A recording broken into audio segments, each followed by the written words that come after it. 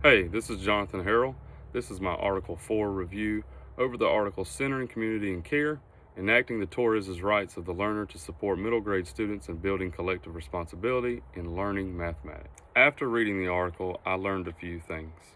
The first thing I learned was about the Rights of the Learner framework by Torres. This framework gives students the right to be confused. It allows them time to make mistakes, share ideas in their own way, and to be heard without judgment. The authors explain how the rights shift from traditional classroom power, which is typically held by the teacher, to a more balanced approach where students share the responsibility for their learning. I like that it normalizes the confusion as part of learning math, which helps students build confidence and perseverance instead of fear when facing challenging problems. In my own classroom, I try to explain to my students that you're not going to do well with math if you're not afraid to make a mistake. You're not going to be able to get past certain points. You're not going to be able to learn the process. Fear of failure is one of the top things I see that hinders my students, especially this year, from being able to achieve more than what they have. Students are constantly needing reassurance. Instead of losing that fear and trying something and being okay with making mistakes. And this framework helps students be okay with that instead of having all this fear build up, and instead of trying something, they just sit there and wait. The second thing I learned from the article was that it emphasized the importance of community and care in the math classroom. The authors described community as a shared place built on empathy, trust, and belonging, where students feel supported by both the teacher and each other. They also drew a line between caring about students and caring for students. Caring for students means that you're actively doing things that make a positive difference for them, like creating lessons that value their voice and building relationships that show they matter. It's especially meaningful for middle schoolers. And I teach 8th grade, and I can tell you from firsthand experience, it means a lot to them that you care for them, not about them. And it helps with these kids because they're still trying to figure out who they are and how they fit in. The third thing I learned, and it was probably the most powerful thing, was co-creating classroom norms and rights. In the article, the teacher, Miss Picasso, didn't just post classroom rules. She had students work together to create a shared set of rights and responsibilities. The students brainstormed what helped them learn, what made them feel uncomfortable, what they needed to feel safe when sharing their thinking, and the end result was a classroom built on collective care and respect. That shared ownership over the learning environment helps students see math as something they are part of and not something that's being done to them. For anybody that's taught math, you know that when you teach math to someone who doesn't want to learn math, it's not going to go well. So if you're allowing students to help develop your rights and responsibilities in the way that you're learning, they feel some type of ownership and autonomy in this, which would help motivate and drive them to learn something that most of the time they do not want to learn anyway. Now at my school, we have this program called Capturing Kids' Hearts. And every block of class at the beginning of the year, we create what's called the classroom expectations.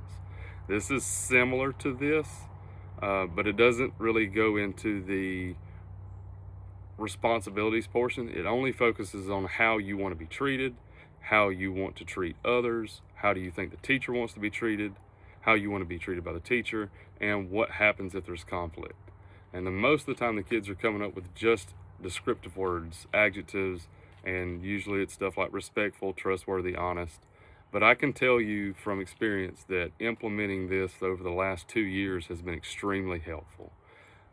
Anytime there's issues, I refer to our classroom expectations and our contract so that kids understand, like, hey, when I came up with this, or when they came up with this, they agreed to act a certain way and behave a certain way towards one another. So I'm not having to pull teeth and say, we're doing it my way because I said so. We're actually doing it your way because you said so. So I can tell you from firsthand experience that co-creating classroom norms and rights is a very positive thing and is very helpful. Thinking about how I could use this in my own 8th grade math classroom, two ideas come to mind. The first idea is I'd like to try implementing a version of the rights of the learner earlier in the year. Now, I know we do the capturing kids' hearts, we do the social contract on expectations and how we want to treat each other, but from reading the article, I can realize this is a little bit different. I could have students brainstorm what helps them feel confident and safe in math, and then we could create math rights and responsibilities poster. That way students have a say in what our learning community looks like. Instead of just focusing on, I want to be treated with respect, or I want to be treated with trust, this goes a little deeper in and dives down into how they feel when they take math and apply it. A lot of times those emotions come up and they overwhelm students, emotions like fear or confusion. And I want us to go ahead and implement how to deal with those and let students decide what that looks like. I want to make it easier for them to support each other, especially during those moments when students feel lost or uncertain. Because it becomes a shared classroom value, that confusion is okay and it's a part of learning. And from my own personal experience, failure is part of how I learn things. Whether it be something with school, something with math, something with hands-on, if I'm trying to learn to build something, I'm never perfect the first time. And that failure is a moment of learning. And students need to understand that. They need to be able to feel safe. They need to know how to help someone else when they're dealing with that, so that everyone can move forward. And that rights of the learner, that math rights and responsibilities, I want to address it early so we know how to feel. We know how to handle it when we feel a certain way earlier in the year. That way, by the time we get halfway through the year or closer to the end of the year, we've already established these patterns and these recognitions and these situations so that students aren't overwhelmed when they happen. The second idea I'd like to use is the idea of collective care. The article showed that when students take care of one another's learning, helping each other, showing empathy when someone struggles, and celebrating each other's successes, it changes the whole tone of the class.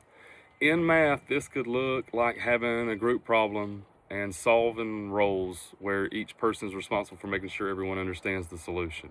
Instead of just trying to get to a solution, the group could have a person that's, for instance, you're talking about solving multi-step equations.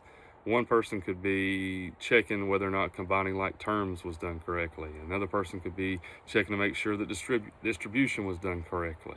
There's a multitude of ways I can apply this, but I want to really implement that collective care idea. I want to be able to have lessons where students talk about how they support each other in that learning, so that when we can do a recall, like how did your group do when you supported one another? Was there any confusion? Did anyone feel left out? Are we able to come together as a group, work as a team, and solve this problem? This builds teamwork, it builds respect for one another, and it also builds accountability, especially when you have someone checking behind you. You know someone's fixing to look behind you and see if you did something right, so you want to put forth a better effort so that when that does happen, you're getting a positive review from your peers. All right, the one change that I would make in my own classroom, this one hit home a little bit, is how I respond to confusion in the classroom. I typically try my best to let kids struggle, but I have a real bad problem with wanting to jump in and correct things and explain things probably too soon.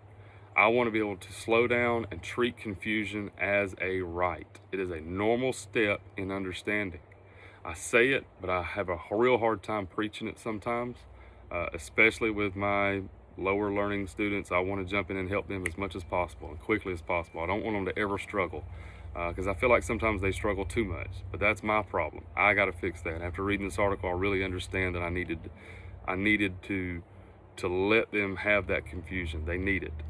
I could use it as a discussion point and have the class work together to unpack where the confusion happens, which tends to help students when they learn how to solve things, is they understand where I'm getting confused at. If they're getting confused at combining like terms and adding and subtracting positive and negative numbers, someone else's confusion may help someone else who hasn't said anything, so it builds that group dynamic and understanding together. This will help normalize the struggle and make students feel more comfortable speaking up.